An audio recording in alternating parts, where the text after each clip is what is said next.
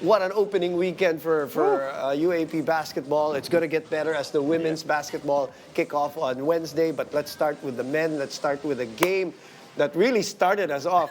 I said on TV, fireworks yung pinakita ng UST the night before during the opening, and we started with that Ateneo FEU game. All right, Willie, you get first crack at this. Your initial thoughts on that wild, wild game. Well, obviously it went to overtime, and we were looking at that FEU squad and kind of basing it off of how they performed last year, and then kind of trying to forecast what they were going to do this year. They came back with almost the same squad, minus VJ Pre, obviously. But I like what they were doing defensively. You know how last year they showcased the cards, the play cards. But I want to focus on the defensive end, how they were able to just mix up their coverages. Obviously, Ateneo, a whole bunch of different tournaments leading up to this, to this season, this UAP season. So FU mixed it up. And then Conete, who started off slowly last year, but then ended up, really proving his worth throughout the end of the season, kind of picked up, where he left off this year, and he just unlocked that defensive scheme for FU, them being able to switch and trap and do all of that. Katie, you were probably on the sidelines waiting for your turn to cover. We were watching that game. You guys were waiting, like overtime pa. What did you think of that FEU team that really pushed Ateneo to the limit? I mean, they would have that lead every now and then, switch it up, but then in the end, it was Ateneo who got the win. What were your thoughts on that matchup? My thoughts, I thought FEU was going to get that win. For example, we talked about this earlier off camera, 11-0 run, FEU, then Ateneo counters with a 13-0 run. FEU up by 6 with 1 minute to go. Okay, I thought in the room, everyone was supporting Ateneo a little bit. So I was like, I'm the only FEU guy quietly cheering over here. But obviously Ateneo came back, and credit to Jared Baha, just sinking back-to-back threes. Big time moment, stepped up, and he's worked on his game so much. It's been amazing to see. And it's moments like that where you see who's gonna, who's willing to do the things, which is basically what happened in the LaSalle Adamson game. That was really interesting. At some point at the end, Adamson was up by 4 points, and then Jacob Cortez just found a way to affect the game. Willie, what do you think about that game? That was a highly entertaining matchup. I mean, I don't want to focus on the end game. Obviously, you saw the heroics of Jacob and Mason, but who struggled in that game, by the way. But came up with the big shot at the end. But just to focus on a whole. And you and I have talked about this extensively about how well coached Adamson is. Yeah, both teams for that matter. Adamson and Nash, very well. How well coached Adamson is, and how well versed they are with each other. And then you see all the preseason games and tournaments, and then LaSalle comes into this tournament with a whole new offense. You have them going 5 out, and you see this transition year in, year out for teams that lose a huge piece. And we're talking about KQ. Right. So how do they transition from that, and now they try to go with a more, team-based offense instead of running it through KQ. And it's worked wonders for a guy like Mike Phillips, as you see him trying to explore more of his offensive game and getting very aggressive.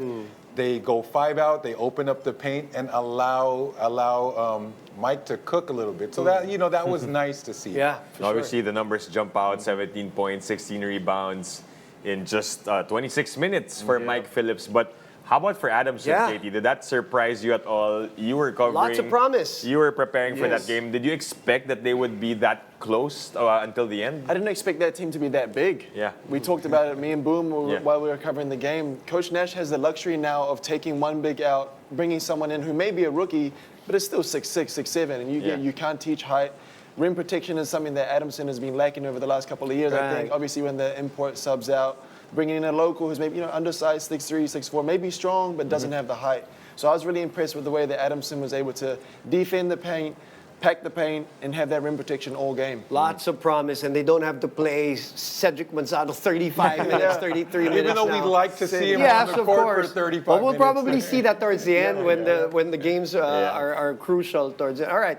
NUUE, tell me about what you saw with the new UE and now NU trying to deal with their team without the problem that they had last year. Well, I don't want to let the final score determine how well played that game was. You saw a lot of great things from UE, but focusing more on the NU side, they won obviously, and how much more different that NU squad looks like with an FSA. And I'm talking about Omar John, who was there 2 seasons ago and who is now back. That just unlocks so much of what they do defensively because they like to get out and pressure on the perimeter with those pesky guards like Steve Nash Enriquez. And knowing that you have somebody 6'8", 6'9" behind you to kind of deter shots at the rim. But then what about Paciello and Padrones? I remember last year calling them PNP Factory, and how not having an FSA all last year contributed to their development, and you see them this year together on the floor, 4 and 5, 5 and 4. You don't know which is which. Offensive rebounds, Paciello with the nifty footwork and that nice little push shot. Watching that guy. Just seeing Padrones move guys out the way with that wide frame and smiling as he's coming down. It's just great to see. I think they have a very, very good connection. Lots to look forward to for the NU Bulldogs with that big win. Okay, let's switch to the final game of the opening weekend. We have to talk about that. A lot to unpack in that game. Katie, just your thoughts on the opening performance of UST. I know they had, you could say, that home court advantage. Hey, that didn't work last year. Yeah, it didn't. They lost a game there against Ateneo, but this time hosting UP, who obviously are favored again because they were the defending champs. What are your thoughts on that blowout win over? I think what I love about the UST game is they matched UP's intensity. They were up for the moment from the get-go. UP guards were pressuring, so was the UST guards. You talk about the ball in the hands of Kyle Paranada, Nick Habanero, obviously we know what these guys can do.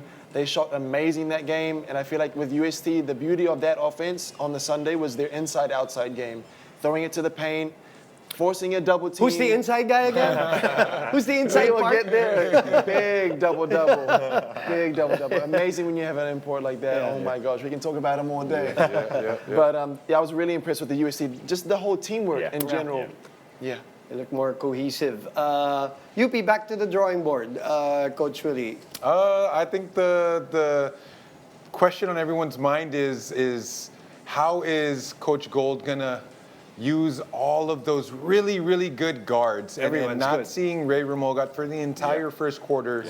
The question is his posturing, kind of trying to throw all the other schools off their game and whatnot. But obviously, Coach Gold is a genius on that sideline, and he knows what he's doing. Won championships. Championships already, 2 championships under his belt.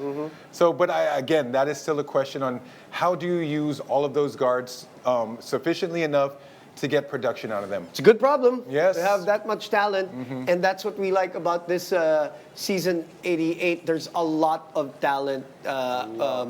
In the 8 teams that we saw, Ken. Super. You talk about the games in the weekend. We got guys that we obviously knew that were going to have big games. One guy who actually surprised me coming from the NU side of things actually was Jake Figueroa. That boy has always been strong, don't get me wrong. I have seen this guy play, but he is strong and he is quick and he's developed a lot of offensive game. You know what you're going to get from him. So I think NU, everyone moving forward, there's going to be a few surprises, but it's going to be a really, really great season.